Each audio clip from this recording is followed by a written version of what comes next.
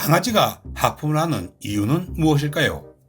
우리의 반려견은 말은 할 수는 없지만 짖는 것, 발로 차는 것, 심지어 하품을 포함하여 의사소통을 위해 많은 신호를 우리에게 보내고 있습니다.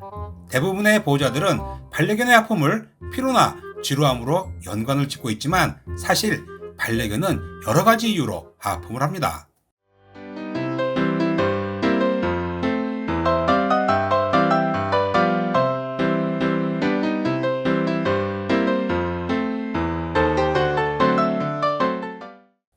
우리가 몰랐던 사실 하나, 하품은 반려견의 기분을 측정하는데 사용할 수 있는 중요한 신호라는 것입니다.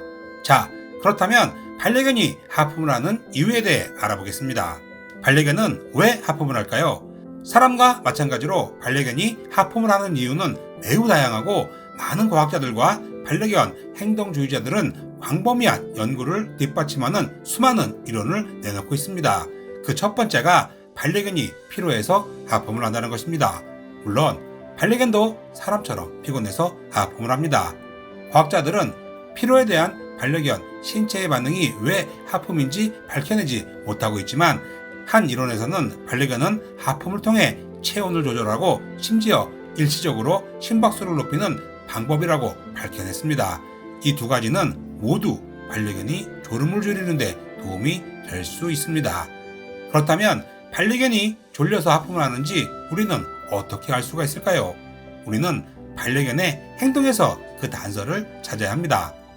반려견이 하품을 늘어지게 하고 눈꺼풀이 처지거나 고개를 끄덕이는 것과 같은 피로의 다른 징후를 동반한다면 우리의 반려견은 지금 졸린 것입니다. 그러나 하품이 항상 피로를 의미하는 것은 아닙니다. 두 번째, 스트레스와 불안의 표시로 하품을 한다고 합니다. 반려견이 하품을 하는 또 다른 일반적인 이유는 스트레스에 대한 반응이라고 합니다. 두려움, 분리불안 또는 모르는 사람이 포옹을 하거나 만질 때, 그리고 처음 만나는 이웃집 반려견이나 사람을 대할 때 우리의 반려견은 정신적 또는 정서적 불편에 대한 반응으로 종종 하품을 합니다. 반려견 하품이 스트레스에 대한 반응인지 판단하는 한 가지 방법은 하품의 빈도를 살펴보는 것입니다. 반려견의 과도한 하품은 사람이 스트레스를 받을 때 신체가 분비하는 호르몬인 코티솔 수치의 증가와 관련이 있으며 유사한 연관성이 반려견에게서도 발견된다고 합니다. 빈번한 하품은 스트레스의 일반적인 징후이고 특히 하품이 장기간 지속되는 경우에 그렇습니다. 그리고 과학자들은 하품의 평균 길이는 반려견 크기에 따라 다르지만 반려견이 평소보다 더 오래 하품을 하는 것은 일반적으로 스트레스의 신호라고 주장을 하고 있습니다. 반려견 하품이 스트레스 신호로 인식이 된다면 보호자는 반려견에게 스트레스를 주는 요인을 빨리 제거해 주셔야 합니다. 사람과 마찬가지로 스트레스는 반려견에게 고혈압, 식욕부진, 면역체계 약화 등 심각한 건강 문제를 일으킬 수 있습니다. 과학자들이 말하는 세 번째 이유는 보호자를 비롯한 사람들 그리고 다른 반려견들과의 갈등을 피하기 위해서라고 합니다. 이것을 우리는 카밍 시그널이라고 부르고 있습니다. 이 상황에서 하품은 나는 위협하는 것이 아니야 또는 나는 너와 문제를 일으키기 싫다고 라고 말하는 반려견의 행동 언어입니다.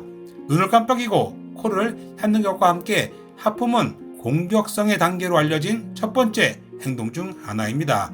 이 단계의 신호를 무시하거나 상황이 악화되면 반려견이 머리를 돌리거나 멀리 이동하거나 으르렁거리기 위해 공격의 자세를 취할 수도 있다고 과학자들은 말하고 있습니다. 그리고 전문가들은 반려견의 하품의 원인을 확인하려면 반드시 반려견이 하품을 하는 상황을 주의 깊게 살펴야 한다고 말하고 있습니다. 그렇다면 반려견도 사람처럼 하품을 할 수 있을까요? 사람 사이에 흔한 하품 현상 중 하나는 다른 사람이 하품을 할 때 같이 하품을 하는 것입니다. 이것을 전염성 하품이라고도 말하는데요. 인간과 동물들 사이에서 흔히 일어나는 일입니다. 그리고 우리 반려견들도 이와 같은 현상으로 하품을 한다는 것이 일본의 한 대학 연구에서 증명이 되었습니다. 반려견은 사람이나 다른 반려견이 하품을 하는 비디오를 볼 때 하품을 하지 않는 것으로 밝혀졌지만 다른 연구에서는 반려견이 전염성 하품을 한다는 사실을 밝혀냈습니다. 도쿄 대학의 한 연구에 따르면 반려견 절반 이상의 보호자가 하품을 하는 것을 본 후 반려견도 따라서 하품을 한다는 것을 알아냈습니다. 우리 인간도 낯선 사람을 볼 때보다 친숙한 사람을 볼 때 하품을 더 많이 하는 경향이 있다고 합니다. 연구에 따르면 전염성 하품은 인간의 더 나은 사회적 기술 및 공감과 관련이 있으며 도쿄 대학의 연구에서는 전염성 하품과 반려견의 공감 사이에 동일한 연관성이 있음을 발견했다고 합니다. 2013년 8월 8일 영국의 스카이 뉴스에 따르면 일본 도쿄 대학의 테리사 로메로 교수진이 개가 주인을 따라 하품하며 이는 개가 주인 감정을 맞춰주기 위한 것으로 추정했습니다. 이 연구진은 개 25마리를 대상으로 주인과 모르는 사람의 하품을 관찰했는데요. 모르는 사람보다 개 주인이 하품하는 것을 따라하는 비율이 훨씬 높았다고 합니다. 퍼센테이지는 제가 찾을 수가 없었습니다. 이 연구 결과는 상대의 감정을 공감하는 인간의 능력을 개도 갖고 있음을 증명한다고 합니다. 또한 개는 주인이 진짜 하품하는 것에 훨씬 더 민감하게 반응을 했고 주인이 가짜 하품을 하면 반응을 덜 했다고 합니다. 연구진은 인터넷 학술지 플러스1에 이 연구 결과는 하품 전염성이 집에서 키우는 개가 갖고 있을 수 있는 공감의 초보적 형태를 보여주는 시각과 일치한다고 설명을 했습니다. 또한 개들이 주인의 진짜 하품에 더 반응을 하고 긴장한 상황이 아닌 개의 심박박동이 일정하게 유지된 상태에서 개가 자신의 긴장을 완화하기 위해 했을 가능성도 없다고 연구진은 주장을 하고 있습니다. 로메로 교수는 더 스카이에 우리의 연구 결과는 개에게 하품이 전염되는 것은 인간과 공감한다는 것을 보여준다고 밝혔습니다. 더욱 놀라운 것은 성인 사람의 경우 하품이 전염되는 비율이 45%에서 60%라고 하는데요. 이 연구 결과에서는 무려 50% 이상의 반려견이 보호자가 하품을 하면 같이 하품을 했다고 합니다. 이 연구가 발표된 후부터 반려견이 하품을 하는 이유가 보호자와 공감을 하기 위해서라고 많은 블로그와 SNS를 통해 퍼지기 시작했습니다. 오늘은 반려견이 하품을 하는 이유에 대해 알아보았습니다. 무엇보다도 스트레스와 불안을 느낄 때 반려견은 하품을 하거나 입술을 과도하게 핥습니다. 그리고 정신적으로도 휴식이 필요할 때 하품을 합니다. 졸리거나 휴식이 필요하거나 그리고 심심할 때 하품을 합니다.